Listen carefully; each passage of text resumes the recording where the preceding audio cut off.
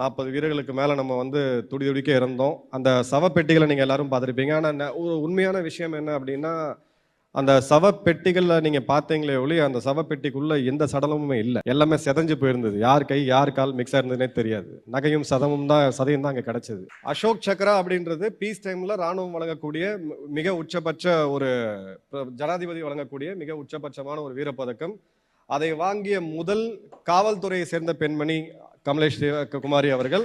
இன்னி வரைக்கும் அதை வாங்கின கடைசி காவல்துறையில் இருக்கக்கூடிய பெண்மணியும் அவங்க தான். ரொம்பவுமே எனக்கு வலியை கொடுத்த ஒரு ஒரு நிகழ்வு அப்படின்றது என்னுடைய சக ராணுவ வீரர், என்னுடைய junior major Mukund Varadarajan. December 13, 2001 நம்ம பாராளுமன்றத்து மேல ஒரு பெரிய தற்கொலை படை தாக்குதல் நடத்தினாங்க. அன்னைக்கு எத்தனை பேருக்கு ஞாபகம் இருக்கும்னு தெரியல. அது அன்னைக்கு பாரத பிரதமர் திரு வாஜ்பாய் அவர்கள், துணை பிரதமர் அத்வானி அவர்கள் கிட்டத்தட்ட அன்னைக்கு ஃபுல் ஹவுஸ் பார்லிமெண்ட் ஒரு அட்ஜர்ன்மெண்ட் செஷன் முடிஞ்சு வெயிட் பண்ணிட்டு இருக்கும்போது ஒரு 11 மணி வாக்குல கேட் நம்பர் 1 விஜய் சவுக்ல இருந்து பார்லிமெண்ட் உள்ள போற கேட். ஸோ அந்த இடத்துல வந்து ஒரு ஒயிட் கலர் அம்பாசிடர் கார் இந்த ரெட் லைட் எல்லாம் மேலே போட்டுட்டு ஹோம் மினிஸ்ட்ரின்னு ஒரு போர்டை போட்டுட்டு உள்ள வருது. ஸோ பெரிய லெவலுக்கு செக்கிங் இருக்காது. அதை தாண்டி அவங்க சல்யூட் அடிச்சு உள்ள அனுப்புறாங்க. அனுப்பும்போது உள்ள ஒரு பெண் கான்ஸ்டபிள் சிஆர்பிஎஃப் சேர்ந்த கமலேஷ் குமாரி அவங்க வந்து அந்த வண்டி போன வேகத்தை பார்த்துட்டு கொஞ்சம் டவுட் ஆகி அந்த வண்டியை வந்து பின்தொடர்றாங்க. பெண் கான்ஸ்டபிள் கமலேஷ் அவங்க கிட்ட துப்பாக்கி எதுவுமே கிடையாது, ஒரே ஒரு வாக்கி டாக்கி மட்டும்தான் இருக்கு. அப்போ இவங்க தாண்டி போகும்போது ஒரு இடத்துல வந்து அந்த தீவிரவாதிகள் இறங்குறாங்க. அவங்கள வந்து இவங்க கிளியரா ஐடென்டிஃபை பண்றாங்க, இவங்க தீவிரவாதிகள் தான் அப்படின்னு சொல்லி. அதுல கொஞ்சம் ஹெவி எக்யூப்மெண்ட்டோட ஒரு தற்கொலை படை தாக்குதல் நடத்துறதுக்கு உண்டான ஒரு தீவிரவாதி கேட் நம்பர் 1ல இருந்து கேட் நம்பர் 11 நோக்கி, அங்கதான் வந்து அதிகபட்ச கேபினெட் மினிஸ்டர்ஸ், பிரதமர் போன்றவங்க இருப்பாங்க, அதை நோக்கி போகும்போது அந்த பெண்ணுக்கு 2 வாய்ப்புகள் இருக்கு. எல்லாருமே எடுக்கக்கூடிய ஒரு வாய்ப்பு, அந்த இடத்தை விட்டு எப்படியாவது தப்பிக்கணும். எதிரில் இருக்கக்கூடிய தீவிரவாதிங்க கிட்ட AK-47 கனரக துப்பாக்கி, கையெறி குண்டு மற்றும் தற்கொலை படை தாக்குதல் உண்டான எல்லா விஷயமே அவங்க கிட்ட இருக்கு. ஒரு சாதாரண ஒரு பெண், ஒரு கான்ஸ்டபிள், அவ்வளவுதான். 99% நம்ம இந்த கூட்டத்தில் இருக்கவங்களே வந்து நம்ம பேசினா கூட நம்ம உயிரை எப்படி காப்பாத்திக்கிறதுன்னு தான் பார்ப்போம். அப்ப அந்த பெண் வந்து ஒரு முடிவு எடுத்தாங்க. இல்ல இதை நான் வந்து உடனடியாக அலர்ட் பண்ணணும் அப்படின்னு சொல்லி அவங்க இந்த வாக்கி டாக்கில அவங்களுடைய கமாண்ட் போஸ்ட் பின்னாடி இருக்கக்கூடிய அதிகாரிகளுக்கு தெரிவிக்கிறாங்க. கேட் நம்பர் 1ல இருந்து 11க்கு சீக்கிரம் உடனடியாக படைகளை அனுப்பிச்சு வைங்க, இங்க ஒரு பெரிய தீவிரவாதிகள் வந்திருக்காங்க அப்படின்னு சொல்லிட்டு. இது ஒன்னு. இதற்கு பிறகு அங்க பக்கத்துல இருந்த கான்ஸ்டபிள் புஷ்பிந்தர், அந்த ஒருத்தர்கிட்ட தான் ஆயுதம் இருக்கு. அப்ப அவரையும் போய் அலர்ட் பண்றாங்க. அப்ப அலர்ட் பண்ணும்போது அந்த குறிப்பிட்ட தூரம், நான் சொல்ற இது எல்லாமே ஸ்பிளிட் செகண்ட்ஸ்ல நடக்குது. இந்த தீவிரவாதிகளுக்கும் அந்த பெண்ணுக்கும் உள்ள தூரம் வந்து 100 மீட்டர் குறைவாகவும், அந்த பெண் இருக்கிற இடத்துல இருந்து அந்த துப்பாக்கி ஏந்தி இருக்கக்கூடிய காவலர் கேட் நம்பர் 11 வந்து கிட்டத்தட்ட ஒரு 100 மீட்டர் கத்திக்கிட்டே ஓடுறாங்க. இப்ப நீங்க நல்லா கவனிங்க, கத்துனா அங்க இருக்கக்கூடிய தீவிரவாதிக்கு நான் தான் உன்னை பின்தொடர்றேன் அப்படின்றது தெரியும். எங்கிட்ட ஆயுதம் கிடையாது. அப்போ தான் உயிர் போக போகுது, ஆனாலும் தன் கடமையை செய்ய வேண்டும், தன் தாய்நாட்டை காப்பாற்ற வேண்டும், இங்க இருக்கக்கூடிய மக்கள் பிரதிநிதிகளையும் பிரதமரையும் நாட்டையும் காப்பாற்ற வேண்டும்ன்ற ஒரு மிக முக்கியமான முடிவு எடுத்துட்டு அவங்க வந்து கத்துறாங்க. கத்தும்போது அந்த தீவிரவாதிகள் திரும்ப பார்த்துட்டு அவர் மேல வந்து துப்பாக்கியால சுடுறாங்க. 11 குண்டுகள் அவர் உடம்புல பட்டுச்சு. அந்த பெண்மணியோட உடம்புல மார்புல இருந்து இடுப்பு வரைக்கும் வந்து ஒரு 11 குண்டுகள் பட்டு சுருண்டு அப்படியே கீழே விழுறாங்க. அங்க இருந்து அந்த கான்ஸ்டபிள், இவர் கூட இவங்க அலர்ட் பண்ண அந்த கான்ஸ்டபிள் வந்து அந்த வெடிகுண்டு உடம்புல கட்டிக்கிட்டு அந்த கேட் நம்பர் 11 நோக்கி வேகமா வந்தக்கூடிய அந்த தீவிரவாதியை நோக்கி சுட்டு வீழ்த்துறாரு. அந்த தீவிரவாதி அவன் கீழே விழுந்து அந்த குண்டு வந்து வெடிக்குது. இதுதான் அன்னைக்கு நடந்தது. அன்னைக்கு அந்த தடுக்காம விட்டிருந்தா, இந்த பெண்மணி சொல்லாம விட்டிருந்தாலோ இந்தியா ஒரு அணு ஆயுத போரை சந்திச்சிருக்கும். ஏன்னா பிரதமர் உட்பட மக்களவையில ஏதாவது ஒரு பெரிய உயிர் சேதம் நடந்திருந்ததுன்னா இந்தியாவுக்கு பாகிஸ்தான் மேல போர் தொடுப்பதை தவிர வேற வழியே கிடையாது. ஒரு அணு ஆயுத யுத்தமா மாறுறதுக்கான வாய்ப்பு இருந்திருக்கு. அந்த வாய்ப்பை தராமல் தன்னுடைய கடமையை உயிரின் மேலாக மதித்து தன்னுடைய தாய் நாட்டை நேசித்து அந்த இடத்துல சமயோசிதமா பயப்படாம தான் உயிரை துச்சமா மதிச்சு அந்த நாட்டை காப்பாத்தின, அந்த இடத்துல அந்த இன்சிடென்ட்டை காப்பாத்தின பெண்மணி கான்ஸ்டபிள் கமலேஷ் குமாரி. பேரை மறந்துடாதீங்க. யாரு ஹீரோ யாரு ஹீரோயின் எதுவுமே தெரியாம போயிட்டு இருக்கோம். என்ன பொறுத்த வரைக்கும் என்னோட வாழ்க்கையில ஒரு மிகப்பெரிய ஹீரோயின் அவங்க தான். அவரோட நினைவாக அவருக்கு அசோக் சக்ரா என்ற உச்சபட்ச ஒரு ராணுவ அங்கீகாரம் வழங்கப்பட்டது. அசோக் சக்ரா அப்படின்றது பீஸ் டைம்ல ராணுவம் வழங்கக்கூடிய மிக உச்சபட்ச ஒரு ஜனாதிபதி வழங்கக்கூடிய மிக உச்சபட்சமான ஒரு வீரப்பதக்கம். அதை வாங்கிய முதல் காவல்துறையை சேர்ந்த பெண்மணி கமலேஷ் குமாரி அவர்கள்.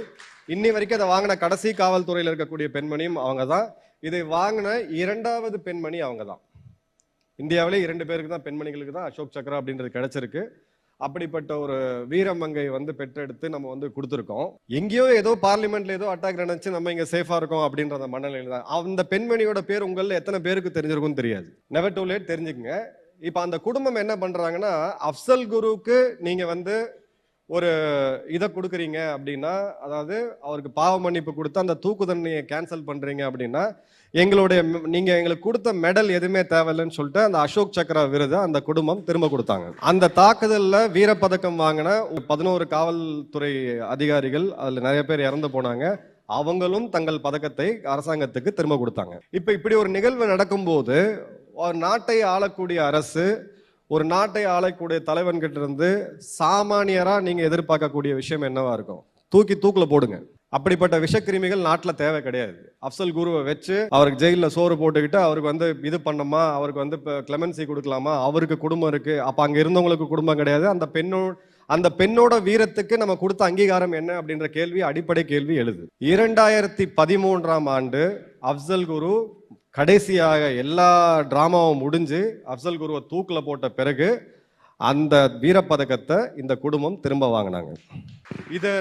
இதை நான் சொல்றதுக்கான காரணம் என்ன அப்படின்னா, ஒரு அரசியல் தலைமை, நாட்டை ஆளக்கூடிய ஒரு தலைவர், அந்த இருந்த மினிஸ்டர்ஸ், அங்க இருந்தவங்க ஒரு வீர பெண்மணி, ஒரு காவல்துறையை சேர்ந்த ஒரு பெண்மணியோட வீர தியாகத்தையும் அவர்களுக்கு கூட இறந்து போன அந்த 8 காவல் அதிகாரிகளுடைய குடும்பம் இதை எதிரொலிக்கக்கூடிய மக்களின் மனநிலையை புரிந்து கொள்ளாமல், இல்லை புரிந்து கொண்டு வேண்டும் என்று வாக்கு வங்கி அரசியலுக்காக, கேடுகட்ட அரசியலுக்காக இப்படிப்பட்ட ஒரு நிகழ்வை கொண்டு சென்றார்கள் என்பதுதான் அன்னைக்கு இருந்த காலம். 2014ஆம் ஆண்டு ஆட்சி மாற்றம் வருகிறது. பாரத பிரதமர் மோடி அவர்கள் தலைமையில் ஒரு புது அரசாங்கம் உருவாகிறது. துரோகிகள்கிட்ட இந்தியா எதிர்ப்பு, இந்து எதிர்ப்பு என்பதை மட்டுமே அடையாளமாக கொண்டு உருவாகின ஒரு தேசத்தால் அதை மாற்ற முடியாது. அவங்களால வந்து மாற்ற முடியாது. இது உண்மையான ஃபேக்ட். அந்த பாகிஸ்தான் அரசியல தெரிஞ்சவங்களுக்கு நான் என்ன பேசுறேன்றது புரியும். ஒரு தேசத்துக்கு ஒரு ஐடென்டிட்டி உண்டு. அதாவது 2 வார்த்தைகள் நம்ம இன்டர் ரிலேட்டடா யூஸ் பண்ணுவோம். Country, nation. தேசம் வேறு, நாடு வேறு. Country has got a boundary, nation கிடையாது. நேஷன் அப்படின்றது, தேசம் அப்படின்றது மக்களோட உணர்வுகளால உருவாக்கப்படுறது தான் தேசம். ஒரு பவுண்டரி போட்டு நம்ம பட்டா பிரிக்கிற மாதிரி, லேண்டை பிரிக்கிற மாதிரி ஒரு பவுண்டரி போட்டு ஃபென்ஸ் போட்டு உருவாகிறது தான் வந்து நாடு. அந்த தேசத்துக்கு அடையாளம் என்பது என்ன அப்படின்னு நீங்க கேட்டீங்க அப்படின்னா, இதுதான் உன் எதிரி, இந்த நாடு தான் உன் எதிரி. இதை வந்து ஒரு 3 வயதுல ஆரம்பிச்சு ஒரு குழந்தை வந்து ஒரு 8, 10, 12 வயது வரத்துக்குள்ள இந்தியா எதிர்ப்பு, இந்து எதிர்ப்பு அப்படின்றத அவங்க ரத்த நாளங்கள்ல ஏத்திக்கிட்டு வந்து வாழ்ந்த ஒரு நாடு. அந்த நட்பு கருத்தை வந்து அவங்க உதாசீனப்படுத்தினாங்க. ரொம்பவுமே எனக்கு வலியை கொடுத்த ஒரு நிகழ்வு அப்படின்றது என்னுடைய சக ராணுவ வீரர், என்னுடைய ஜூனியர் மேஜர் முகுந்த் வரதராஜன். அதே இதில் வந்து ஒரு பாம் டிஃப்யூசிங் இது பண்ணும்போது அவர் இறந்து போனார். அவருக்கும் ஒரு பெரிய வீரப்பதக்கம் வந்து அரசாங்கம் கொடுத்தாங்க.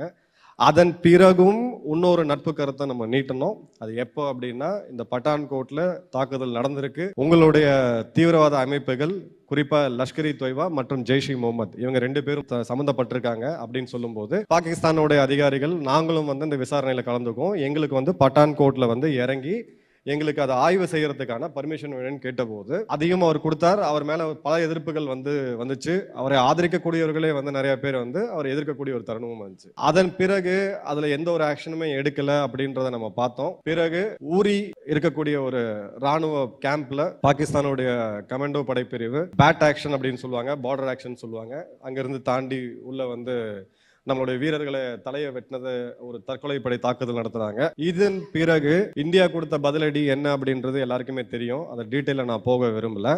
40 வீரர்களுக்கு மேல நம்ம வந்து துடிக்க இறந்தோம். அந்த சவப்பெட்டிகளை நீங்க எல்லாரும் பார்த்திருப்பீங்க. ஆனா ஒரு உண்மையான விஷயம் என்ன அப்படின்னா, அந்த சவப்பெட்டிகள்ல நீங்க பார்த்தீங்களே ஒளி, அந்த சவப்பெட்டிக்குள்ள எந்த சடலமுமே இல்லை. எல்லாமே செதஞ்சு போயிருந்தது. யார் கை யார் கால் மிக்ஸ் ஆயிருந்ததுனே தெரியாது. நகையும் சதமும் தான், சதையும் தான் அங்க கிடைச்சது. அப்படிப்பட்ட ஒரு நிகழ்வுக்கு ஒரு அக்ராஸ் த பார்டர், பாலகோட் அப்படின்றது பாகிஸ்தான் ஆக்கிரமிப்பு காஷ்மீர்ல கிடையாது, அது பாகிஸ்தான்ல இருக்கு. நிறைய பேருக்கு அது தெரியும். அந்த வந்து இன்டர்ரிலேட்டடா பேசுறீங்க.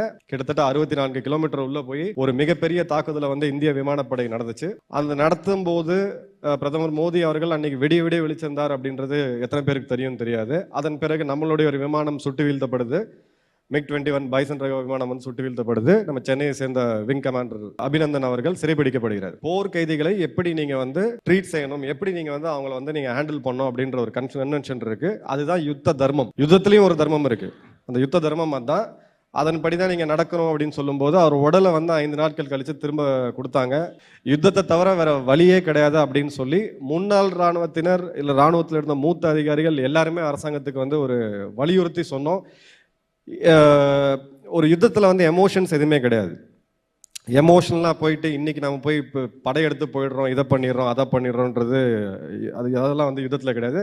அபிநந்தன் அவர்களை பற்றி இந்த விடுதலை பற்றி பேசுறதுக்கு பேச்சுவார்த்தைக்கு நாங்கள் ரெடி, நீங்கள் வாங்க அப்படின்னு சொல்லி பாகிஸ்தான்லேருந்து மெசேஜ் வரும்போது பிரதமர் மோடி அவர்கள் கொடுத்த ஒரே ஒரு மெசேஜ் தான், இன்னும் 24 மணி நேரத்தில் அபிநந்தன் அவர்கள் எப்படி போனாரோ அப்படியே திரும்ப வரணும்.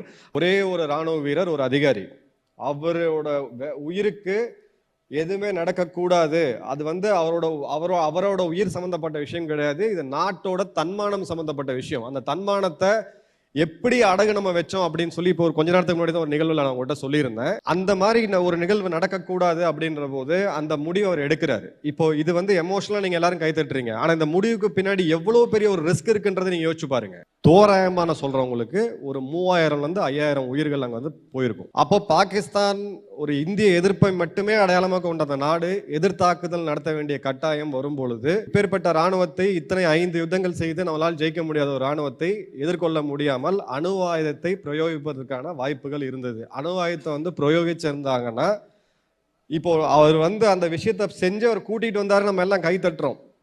ஆனா அப்படி ஒரு நிலைமை வந்திருந்ததுன்னா அது ஒரு வரலாற்றுல இருக்கக்கூடிய ஒரு அழிக்க முடியாத ஒரு இதுவா போயிருக்கும்.